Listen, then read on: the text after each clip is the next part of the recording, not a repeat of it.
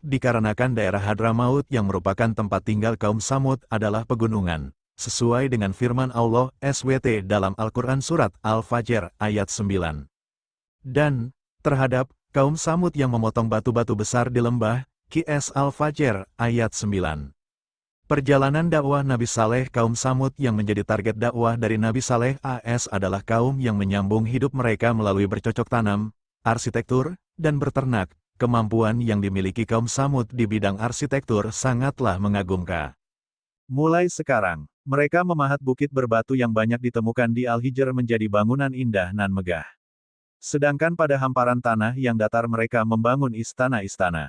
Bukit-bukit batu yang dipahat oleh kaum Samud membentuk bangunan-bangunan rumah yang mereka tinggali dengan gaya khas peninggalan Yunani dan Romawi kuno. Kaum Samud yang ingkar kepada Nabi Saleh AS. Pada saat itu diketahui kaum Samud menyembah berhala sesuai yang dilakukan secara turun-temurun oleh nenek moyang mereka. Awalnya kaum Samud sangat menghormati Nabi Saleh AS karena mereka menaruh harapan pada beliau untuk meneruskan tradisi kaum Samud, yaitu menyembah berhala. Namun ketika Nabi Saleh AS mulai menyampaikan ajakan untuk menyembah Allah SWT dan bertakwa kepadanya, maka kaum Samud menjadi kecewa dan murka. Mereka mulai memusuhi Nabi Saleh AS karena beliau meminta untuk meninggalkan sesembahan berhala yang sudah menjadi bagian dari tradisi mereka secara turun-temurun. Selain memiliki kebiasaan menyembah berhala, tabiat lainnya yang dimiliki oleh kaum Samud adalah angkuh dan sombong. Mereka seringkali meremehkan dan memandang rendah kaum lainnya.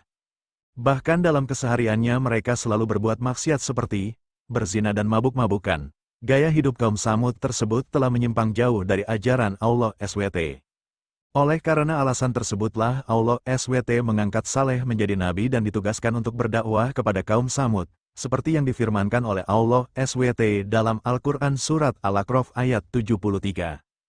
Dan kepada kaum Samud, kami utus saudara mereka Saleh. Dia berkata, "Wahai kaumku, sembahlah Allah, tidak ada Tuhan sembahan bagimu selain Dia. Sesungguhnya telah datang kepadamu bukti yang nyata dari Tuhanmu. Ini, seekor unta betina dari Allah sebagai tanda untukmu.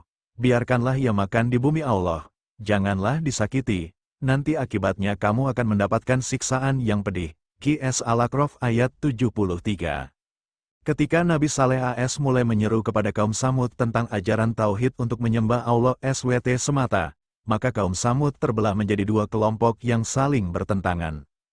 Kelompok pertama yaitu yang mengikuti Nabi Saleh AS dipimpin oleh Junda bin Amru bin Mahlab bin Lubaid bin Jawas. Junda bin Amru adalah salah satu tokoh pemuka di kaum Samud. Sedangkan kelompok yang menentang Nabi Saleh AS dipimpin